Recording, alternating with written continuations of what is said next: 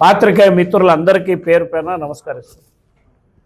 సాక్షాత్తు కలియుగ దైవమైన శ్రీ వెంకటేశ్వర స్వామిని హిందూ మతస్థులందరూ కూడా దైవంగా భావించే ఆ దేవుణ్ణి శాసన మండలిలో రికార్డులు పట్టుకొని మరి రాజకీయ చర్చ తేవడం ఇది ఘోరమైన అపచారం.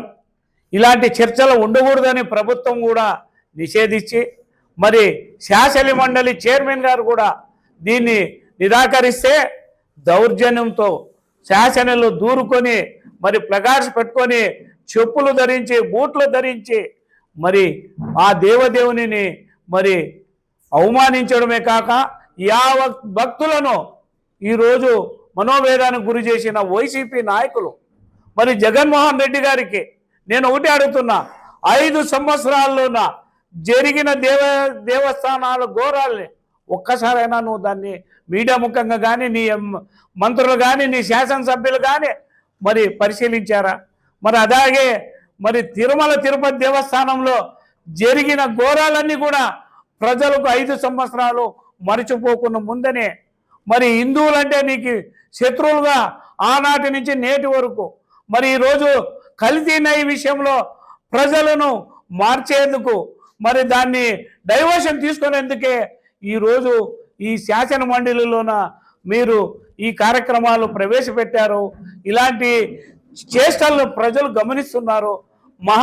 మా కూటమిలో కూడా మరి నరేంద్ర మోడీ గారు కానీ మరి చంద్రబాబు నాయుడు గారు కానీ మరి పవన్ కళ్యాణ్ గారు కూడా హిందూ మతాన్ని కానీ హిందువులు కానీ ఇతర మతస్థులు కానీ ఎలాంటి సంఘటనలు జరుపుకోకుండా ఈరోజు అభివృద్ధి వైపు సంక్షేమం వైపు ఆంధ్రప్రదేశ్ వికాస భారత్ వైపు నడుస్తున్న సమయంలో మరి పోలవరం అయితేనేమి అమరావతి అయితేనేమి అన్ని కార్యక్రమాలు అభివృద్ధి చెందుతూ ఉన్నప్పుడు ప్రజలు దీన్ని రిసీవ్ చేసుకుంటారేమో, ప్రజలు ఆమోదిస్తారేమో అనే ఈ శుద్ర రాజకీయాలు మరి కుట్ర రాజకీయాలు ఫ్యాక్షన్ రాజకీయాలు మరి ఇలాంటి రాజకీయాలకు తెరలేపి మరి భాష అయితే రపరప అంటావు, లేదంటే మరి ఇంకొకటి బట్టలూపి కొడతానంటావు. ఏమి భాష? ఒక ముఖ్యమంత్రి ఈ రాష్ట్ర దౌర్భాగ్య పరిస్థితి వచ్చింది. ఇలాంటి ముఖ్యమంత్రిని 5 సంవత్సరాల ప్రజలు భారంగా భరించి ఈరోజు స్వస్తి పలికి 11 మంది ఉంటే 11 నిమిషాలు కూడా శాసనసభలో మీరు ఉండలేరే? ప్రజల పక్షాన నిలబడి మీకు ఇచ్చిందే సభ్యత్వాలు కానీ మీకు ఇచ్చిందే మరి అధికారాలు ప్రజలకు మంచి చేసేదానికి మీరు పోరాడకపోగా దీన్ని ఈరోజు రాజకీయ తెరలేపి ఆ దేవదేవుని తీసుకురావడం, దాన్ని ఒక దుమారం చేయడం.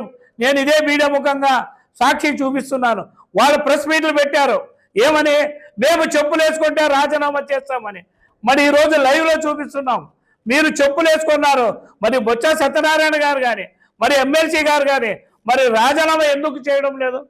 మళ్ళా రివర్స్ దానికి ఏమి మీరు ఎప్పుడో పాత చిత్రాలన్నీ క్రియేట్ చేసి ఈరోజు మళ్ళీ దాన్ని ప్రచారం చేస్తున్నారు. అంటే ఈ రాష్ట్రం బాగుండేది ఇష్టం లేదు, ఈ రాష్ట్రం అభివృద్ధి చెందేది ఇష్టం లేదు. ఈరోజు గూగుల్ వచ్చింది, క్వాంటమ్ వ్యాలీ వచ్చింది, ఏఐ వచ్చింది, ఈ పక్క అన్ని అభివృద్ధులు చెందుతూ ఉన్నాయి. ఈరోజు రాయలసీమకు నీళ్లు వస్తున్నాయి. ఇలాంటి కార్యక్రమాలు ప్రజలకు మెచ్చుతున్న సందర్భంలో జగన్మోహన్ రెడ్డి డైవర్షన్ పార్టిషన్ చేసి మరి మొన్న అయితే అంబటి రాంబాబు గారిని తీసుకొని వచ్చారు. ఇష్యూ లడ్డు కల్తీ ప్రూవ్ అయింది కదా, కల్తీ లడ్డుది. మరి దాని గురించి మీరు మీ సభ్యులే యాక్సెప్ట్ చేశారే, మరి దాన్ని డైవర్షనే ఇదంతా రాజకీయాలని దీన్ని ప్రజలు తీవ్రంగా వ్యతిరేకిస్తున్నారు. మా కూటమి ప్రభుత్వం కూడా దీన్ని పూర్తిగా వదిలిపెట్టే ప్రసక్తే లేదని తెలియజేస్తున్నారు. విలువలు లేకుండా వైసీపీ నాయకుడు జగన్మోహన్ రెడ్డి గారు చేస్తున్న అరాచకాలు అయితేనే కానీ ప్రజలకు చేసిన అన్యాయం అయితేనే కానీ మనందరికీ తెలుసు. అందులో భాగంగా మన శాసన మండలి సభ్యులందరూ కూడా మన కలియుగ దైవం శ్రీ వెంకటేశ్వర స్వామి చిత్రపటాన్ని వాళ్ళు తీసుకొని ఆ చిత్రపటాన్ని ఒక ప్లై కార్డ్ లాగా చూపించుకుంటూ రాజకీయ లబ్ధుల కోసం చొప్పులు వేసుకొని వాళ్ళు ఏ రకంగా అయితే హిందూ ధర్మాన్ని హిందూ మత గౌరవాన్ని ఎలా అయితే అవమానించినారో మనం అందరం చూసిన పరిస్థితి. ఖచ్చితంగా ఇది జగన్మోహన్ రెడ్డి గారు ఒక డైరెక్షన్స్లో ఆయన నేతృత్వంలో వాళ్ళ నాయకులందరూ ఇది చేయడం జరిగిందని మనం చూస్తున్నాం. గత దశాబ్దాలకు కూడా ఎప్పుడు కానీ ఇటువంటి రాజకీయం ఏ పొలిటికల్ పార్టీ అయితే కూడా చేయలేదు. ఎవరైనా కానీ హిందూ మతాన్ని అవమానించే విధంగా ఎవరు చేయలేదు. ఖచ్చితంగా కూటమి ప్రభుత్వం నుంచి, అనంతపురం జిల్లా కూటమి ప్రభుత్వం నుంచి, కూటమి నాయకులందరి తరపు నుంచి కూడా, జనసేన పార్టీ తరపు నుంచి కూడా ఇది తీవ్రంగా ఖండిస్తున్నాం. వీళ్ళకి దేవుడు అంటే భయం లేదు, దేవుడు అంటే భక్తి లేదు. మీరు చూసారు గతంలో కూడా పవన్ కళ్యాణ్ గారు కూడా కల్తీ లడ్డు విషయంలో కల్తీ అయిందని చెప్పేసి ఒక ప్రాయశ్చిత దీక్ష కూడా చేపట్టినారు పవన్ కళ్యాణ్ గారు. అయ్యా దేవుడా వీళ్ళందరూ క్షమించండి అని చెప్పేసి కూడా. అందులో భాగంగా వీళ్ళు చేసిన అరాచకాలన్నీ కూడా మనం అందరం చూస్తున్నాం.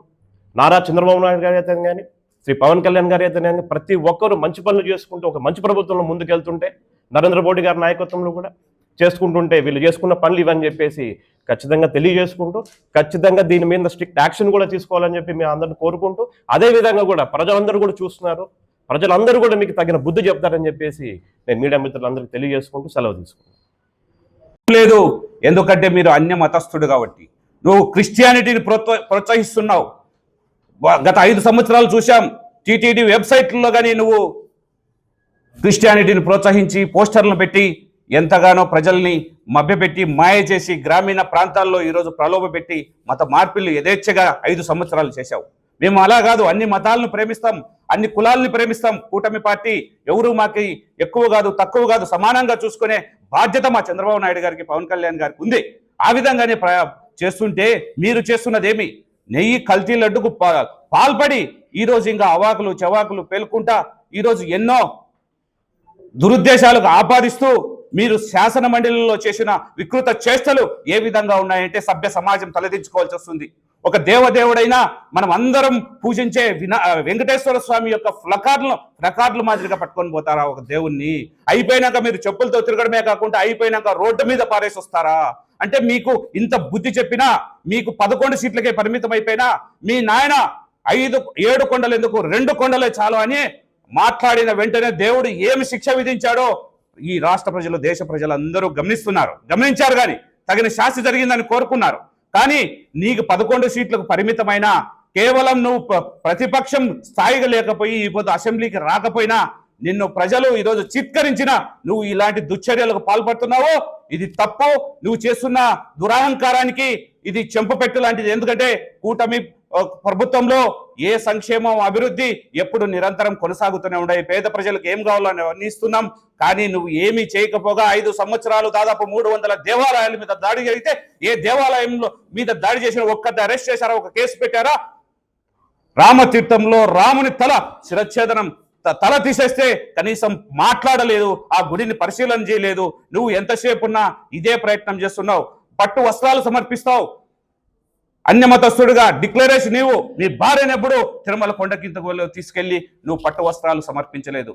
మీ పిన్ని అంటాది వైవి సుబ్బారెడ్డి భార్య నిండు గుడిలో జగన్ రక్ష గోవింద అని అంటది. అక్కడ గోవింద నామస్వరంతో ఎప్పుడు మారుమోగే తిరుమలను మీరు అపవిత్రం చేసి 5 సంవత్సరాలు మీకు దేవుడు ఇంకా శిక్షించిన మీ బుద్ధులు మారలేదు.